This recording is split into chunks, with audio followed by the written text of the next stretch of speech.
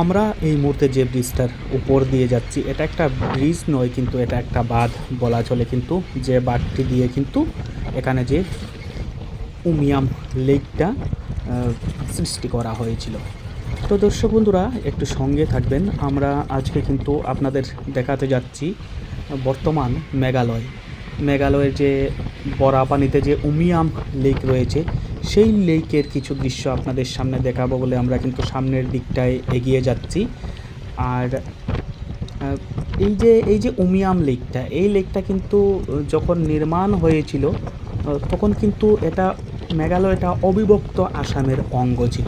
তো দর্শক বন্ধুরা একটু সঙ্গে থাকুন, আমরা কিছুক্ষণের মধ্যেই কিন্তু সেই দৃশ্যটা আপনাদের সামনে তুলে ধরার চেষ্টা করছি। আর তার আগে যে ভিউ পয়েন্টটা রয়েছে সেখানে পৌঁছানোর আগে রাস্তার কিছু দৃশ্য আপনাদের সাথে আমি শেয়ার করে নিচ্ছি।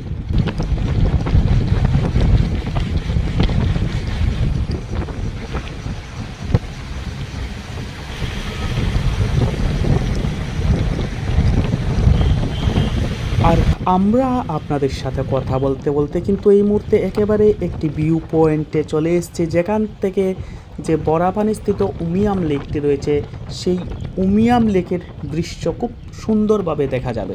যদিও এটা শুরু হয়েছে কিন্তু যে বাইপাস রোডের যে সংযোগস্থল রয়েছে সেখানটা থেকে, কিন্তু এটা প্রায় 15 কিলোমিটার জায়গা ধরে বিস্তৃত রয়েছে। কিন্তু এই যে আমি ক্যামেরা ঘুরিয়ে দেখিয়ে দিচ্ছি, এটা আপনারা যখন এই রাস্তা দিয়ে যাবেন তখন প্রায় 15 কিলোমিটার বিস্তৃত অবস্থায় কিন্তু এই লেকটাকে দেখতে পারবেন। আর আমরা অনেকেই রয়েছে কিন্তু একসাথে। খুব দারুণ দৃশ্য, জলটা এতটাই স্বচ্ছ যে তার নীল আকার ধারণ করেছে কিন্তু এই জলের। দেখুন বিশাল বড় এরিয়া জুড়ে কিন্তু প্রায় 225 স্কোয়ার কিলোমিটার নিয়ে কিন্তু এই লেকটি রয়েছে। আর লেকের যে একটা ভিউ পয়েন্টে আমরা দাঁড়িয়েছি, এখানে কিন্তু আরও অনেকগুলো ভিউ পয়েন্ট রয়েছে। এটা হচ্ছে জাস্ট একটা ভিউ পয়েন্ট। আমরা এই মুহূর্তে যাবো চেরাপুঞ্জি, যে কারণে এখানটায় আমরা আর বেশি সময় থাকবো না। জাস্ট ক্যামেরাটা ঘুরিয়ে এখানকার যে দৃশ্যটা একটু দেখিয়ে দিচ্ছি আপনাদেরকে আমি। এই দেখুন এখানে এসে সবাই ছবি উঠায় ব্যস্ত হয়ে গিয়েছেন। আর দর্শক বন্ধুরা একেবারে সংক্ষিপ্ত আকারে এই উমিয়াম লেক নিয়ে আমি আপনাদেরকে বলে দিচ্ছি। এটা কিন্তু অবিভক্ত আসাম রাজ্যের অঙ্গ যখন ছিল এই জায়গাটা, অর্থাৎ 1960 ইংরাজিতে কিন্তু একটা হাইড্রো ইলেকট্রিক প্রজেক্ট করার জন্য এই উমিয়াম লেক কৃত্রিমভাবে সৃষ্টি করা হয়েছিল কিন্তু, যেটা বর্তমানে বরাপানি উমিয়াম লেক একটা বিশেষ পর্যটন কেন্দ্র হিসাবে গড়ে উঠেছে। এই দেখুন, আপনারা যদি শিলং শহর হয়ে গুয়াহাটি যান তাহলে অবশ্যই কিন্তু এই লেকটি গাড়িতে বসে বসে দেখতে পারবেন। আর যদি বাইপাস রোড হয়ে গুয়াহাটি চলে যান তাহলে কিন্তু এই লেকটার জাস্ট যে শুরুটা, ওই যে বাঁধটা রয়েছে ওই বাঁধটাই দেখতে পারবেন, আর বিস্তারিত ওইভাবে কিন্তু দেখতে পারবেন না। তো ঠিক আছে, ভিউ পয়েন্ট দেখা শেষ, এবার আবার গাড়িতে উঠে পড়লাম।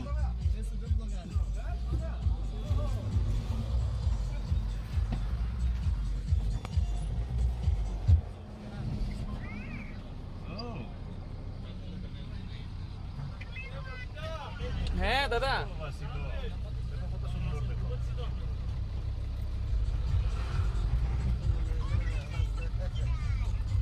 আমরা অনেকেই কিন্তু একসাথে এই ট্যুরিস্ট কারটিতে রয়েছি। আমরা সবাই কিন্তু ত্রিপুরা থেকে মেঘালয় গিয়েছি ঘোরানোর জন্য।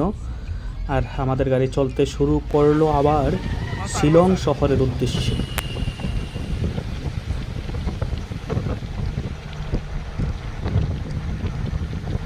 আর আমরা কিন্তু ত্রিপুরা থেকে গুয়াহাটি যাওয়ার ক্ষেত্রে যে বাইপাস রোডটা রয়েছে সেই বাইপাস রোড, আর শিলং শহর থেকে যে রাস্তাটা এদিকটায় উমকিয়াং লেক হয়ে যে বাইপাস রোডের যে একটা সংযোগস্থল রয়েছে যেখান থেকে গুয়াহাটির রাস্তাটা সোজা চলে গিয়েছে, আমরা সেখানটায় একটা লজে রয়েছি, যে কারণে সেই বাইপাস রোডের সংযোগস্থল থেকেই কিন্তু আমরা শিলং শহরের দিকে প্রবেশ করছি। যেটা বাইপাস রোডের সংযোগস্থল থেকেই কিন্তু আমরা শিলং শহরের দিকে যাচ্ছি। আর আপনারা যদি ত্রিপুরা থেকে আসেন আর শিলং শহর হয়ে যদি আপনারা গুয়াহাটি যান তাহলে কিন্তু অবশ্যই এই লেকটা দেখতে পারবেন। আর যদি বাইপাস হয়ে চলে যান তাহলে কিন্তু এই লেকটা আপনারা দেখতে পারবেন না। জাস্ট প্রথম যে বাঁধটা রয়েছে ওই বাঁধটার কিছুটা দেখতে পারবেন। হ্যাঁ, ও গাড়িতে বসে বসে সামান্য কিছু অংশ দেখতে পারবেন, আর এইভাবে কিন্তু বিস্তারিত দেখতে পারবেন না। দেখুন এখানকার রাস্তার দৃশ্যগুলো কিন্তু দারুণ লাগছে, আর এগুলো সব কিন্তু টুরিস্ট কার দেখতে পাচ্ছেন। শিলং শহর হয়ে গুয়াহাটির অভিমুখে যাচ্ছে, পাশাপাশি উমরোয় নামক এদিকে আরও একটি জায়গা রয়েছে মেঘালয়ের, সেদিকে যাচ্ছে কিন্তু।